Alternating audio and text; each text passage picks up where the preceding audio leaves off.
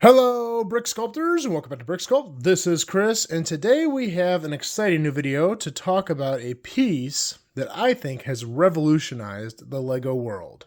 And that piece is the cheese slope. That's right, this piece, when it came out, changed everything, at least for me. And I've always considered it to be a newer piece, but it actually has been around for a little while. The cheese slope is often called 1x1 with 30-degree slope. It is part number 54200, and as I just mentioned, the angle on the top is 30 degrees. This piece was released in 2004, and over the years has become more and more popular, not only in LEGO builds, but in everyone's mock and builds around the LEGOverse. Now the name cheese slope, where does that come from? Well, I always thought that the piece was originally introduced with a cheese print on it. Now I don't have one of those handy. I own a few, but I couldn't find one. So I'll post a picture here. But that's actually not the case. This piece came out in 2004. The cheese print version didn't come out until 2021. It was introduced with the Speedy Gonzalez fig, and you can see he comes with a few of them there. And this piece was actually only in 6 different sets, so they're actually quite rare. So it's my assumption that this was always just called a slope until 2001. Then we started calling it the cheese slope. But I might be wrong about that. Let me know in the comments if you know better. Anyway, nowadays the cheese slope comes in a lot of colors. Almost everything LEGO makes, they make the cheese slope in because they use it everywhere. I bet you it'd be pretty hard nowadays to find any LEGO set in any theme that doesn't contain at least one cheese slope. It is a crucial piece of the LEGO system. And I have a strange fascination with collecting one cheese slope in every color. I don't have them all. I've got some work to do still, but this is a pretty nice collection. Okay, so let's talk about some other pieces similar to the cheese slope. We have our traditional cheese slope. We have our double cheese slope, which is the same thing, just 2 wide instead of 1 wide. This is a newer piece, which I think came out last year, and this is the 2 long cheese slope. So it's basically the opposite of this, where it's longer instead of wider, and has a more shallow angle on it. Now this piece, I believe, originated from this piece, which was the same thing, but with a vent on it.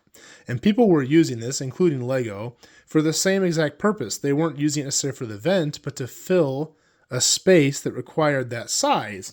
So I think they eventually just said, okay, it's time to make a solid version and incorporate it into the system. This piece here is also quite similar. It is a little bit taller than a cheese slope and it has a little bit steeper angle on it, but it is a small slope that is fairly comparable to a cheese slope that has a little bit more structure to it where you can build it into something with that plate on the bottom. Now let's talk about the predecessors. I've been building LEGO for a long time, and the funny thing is, even though this came out in 2004, to me, this is a fairly new piece because my entire childhood was spent using other types of slopes. Things like this, the classic 1x2 slope, its big brother, the 2x2 slope, the long version, the 1x3 slope, and you have some taller versions too. Now, this is a great piece, and this was always what I used for a slope. You use this for roofs, for rock work, all kinds of stuff. But more recently, there's been a shift towards these pieces. You see, as LEGO gets more and more detailed, they're incorporating smaller and smaller pieces. You know, if you use larger pieces, it's hard to add more variety to the build. It's going to have fewer pieces, chunkier pieces, less detail. The smaller stuff you can have, the more you can mix it up and incorporate other things, and you can really create a ton of detail. And I'll show you some examples here in a little bit. Now I have to mention, because I've been doing so much stuff with alt bricks on Brick Sculpt reviews. If you haven't checked out Brick Sculpt reviews, I'll have it linked in the description. That's my second channel where I talk about all kinds of different sets and build them and review them, and it's been a lot of fun lately. But there are some alt pieces out there that are related too. These are non-LEGO pieces. These 1x1 slopes have a stud on them, which I know a lot of the LEGO community has been asking for. I did do a whole video on slopes with studs. I'll link it here and at the end of the video. But this is a piece that is kind of controversial if it's useful or not. These 3 are from Weebricks, and these 2 are from Go Bricks. This is a 1x2 slope with 2 studs on it. Another very interesting piece. And this is kind of a Very similar to this, but too wide, a little more shallow. Great piece for making roofs with, I think. But again, these are non-Lego pieces, but they are relevant and similar if you're open to using non-Lego pieces, that is. Now, a couple of quick techniques you can do with cheese slopes, and this is just some real basic stuff. A lot of the reason I do these videos is to open up a discussion so that I can get some ideas from you guys and tell me what you like to do with this stuff. But anyway, there are a few different ways you can use cheese slopes, and here I can demonstrate. So if we put these down on the base, they do have a 30-degree angle. But if you're going to incorporate them into a snot technique, you'll actually change that angle. So if you're using these creatively with snot, you actually have two different angles you can work with. And you can create a curve like this or just a steeper angle depending on the application you're trying to do. Another really cool thing about the cheese slope piece is it fits really, really nicely underneath a hinge. Hinges are real common for getting angles on things, but the problem is they're usually unsupported. Now, it's not a perfect fit. A perfect fit would be something right about there, where there is a small gap here. But it's an easy way to rest one of these hinges, fill in an ugly empty space, and give it some extra support. Very common technique to use. One of the most common things I do with cheese slopes is build roofs. And the technique I use for roofs looks like this.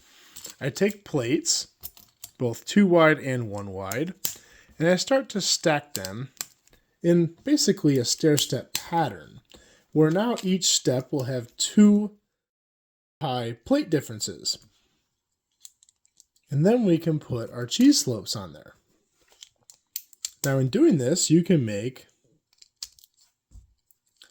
a nice pattern for a roof that looks to be like shingles. Now I'm using big cheese slopes here. You can do this with large or small. I will show you some examples of completed roofs here in a second, but that's how I generally will make roofs in my Lego city. They do get a little bit thick through here, but overall, they look like really nice detailed roofs. Now, people often complain that they don't like this ridge. You can remove that ridge, but it is a little bit more complicated. The technique I would recommend you do for that is headlight bricks. When you take headlight bricks and you alternate them like this, you create a half plate offset between each stud, which can be really handy. So you can come along and plug in your cheese slopes and just vary the difference so you get a smooth transition here.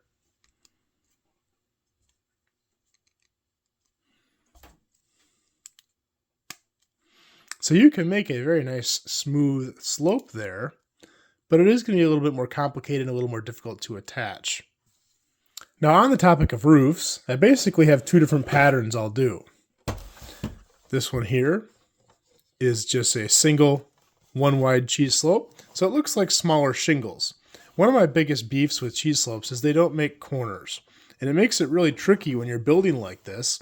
You have to get creative. I use these curved 90-degree tile pieces. They work pretty good. They add a little bit of detail, but a cheese slope on a corner like that would be really nice.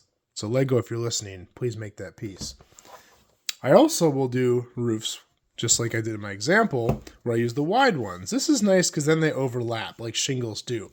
Now these are larger than traditional shingles would be at scale, but they do have a really nice look, and they are much faster to build too. So if you're doing a large roof, this is much quicker than sticking all these little tiny shingles on there.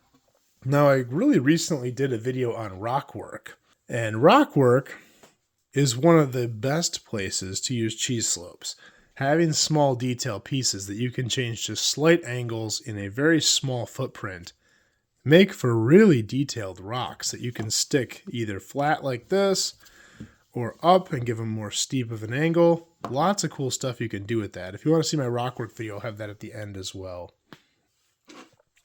I also showed how you can incorporate that into a burp and just put a whole bunch of cheese slopes into the detailing of this rock, which normally would be a boring, big, ugly rock piece.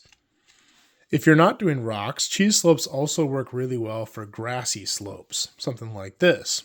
I put a few little plants in here to make it break up the monotony of the slopes. But here we just have layers of plate and brick and mix in some cheese slopes to give it kind of that angle of more of a rough, maybe overgrown type hill. And you can put as much or little greenery in this as you want. The other cool thing to keep in mind, now I don't know if I'd keep the plants on if I did this. If you want it steeper, you can always snot this hill in and make it steeper. Now my general rule when I'm building this style, if I'm going to build it this steep, it's not going to be green because it's probably not going to grow grass. At that point, it's going to be brown or gray for rock. This way, I would keep green because that would, in my opinion, grow grass. Also on the scenery front, we should talk about water. Cheese slopes are a great way to add texture to water. You can add 2 of them facing each other just to give a small little wave. Or you can have them kind of just hang off like this, like the wave is breaking a little bit. It's a great way to get rid of the flatness of water, especially if you're doing a river or a stream. You need to have a little flow to it. A lake, maybe, maybe not, depending on what the conditions you want to portray. But it's a great way to add texture to your water. Just throw a couple of cheese slopes in there. If you want it to look even choppier, then you change the color. Make it so the water looks like it's breaking with waves. Really easy way to make your water look better just by adding some cheese slopes in it. And if you want your water really choppy, go crazy with it. I had to practice this because in my city mock, I'm going to be doing a lot of whitewater. I have a whitewater rafting section, so I'm going to need rapids. And this is basically some trans-clear bricks stacked up and then cheese slopes just going in all directions. And it looks like very choppy water. If you wanted it even more, you could incorporate a little bit of white in here, but be careful. A little goes a long way. I think that looks really cool. You could also pass that off for crystals if you're doing some kind of outside the box mock. So these are some larger scale things I do with cheese slopes as far as scenery and landscaping, but probably the biggest thing I use them for is very small details. See, with Lego, you can really only build so small. So you have to use pieces that allow your imagination to tell you what it is. So if you're trying to build really detail, I recommend using pieces like this. The smaller the better, and the more intricate angles and curves and things can really give your mind a jump start and say, oh, that's what that is. Because when you're building with larger, more chunky blocks, that's kind of hard to do. And of course, the cheese slope fits great into this method of thinking and building. A few examples here. On vehicles, cheese slopes make fantastic headlights and turn signals. They also make great mirrors. And I've got a couple up here for lights too. And if I just did these in standard tile, it would look flat and boring, and it wouldn't have that curve of the front of the vehicle. Little tiny things like maybe the top of a light, as opposed to making it flat, just give it a little curve on it. Or maybe the back of a washing machine. Just little things that can kind of elevate your build and give it some more shape than just the flat boringness of standard Lego bricks. And then of course you can get really detailed with it. One of my favorite things to build is Lego food, because you really have to dive deep and try to figure out how to portray detail with chunky Lego pieces. A good example is here. A cheese slope in this light yellow looks identical to butter. So a little slab of butter there on a baking table. Or here, maybe a little wall of chocolates that might go in a grocery store. Got an awning up here with cheese slopes, a shelf of cheese slopes, and look, there's even a chocolate that's a cheese slope. Just a great way to give it more shape and all different diverse ways of using these pieces. And one of my favorites, I built this for Thanksgiving last year, and I just kept it around because I absolutely loved it. But my Thanksgiving dinner. Again, the smaller the pieces, the more detail you can add. So including little cheese slopes and little wedges and things really makes for a more elevated, detailed build. And you can sprinkle these in all throughout your mocks, and it really just helps add that next level of detail in your mocks. Now this is the part where I tell you, I want to hear your ideas. See, the reason I make these videos is for me and for you. I like to show off things that I'm doing and hopefully give you guys some techniques to work with. But I also like to hear what you do with these pieces, because that's how I learn. I'm always learning this stuff, and I always want to get better and know more and more and explore the Lego world. So tell me below in the comments, what do you guys like about these pieces? What do you use them for? And what are creative things that you've done with the cheese slope? Well, I hope you guys liked this video. If you have any questions, please leave them below. I'll do my best to answer them. If you like this video, please like and subscribe. I'm going to do more just like this in the future. That's all I got for this time, and we'll see you next time.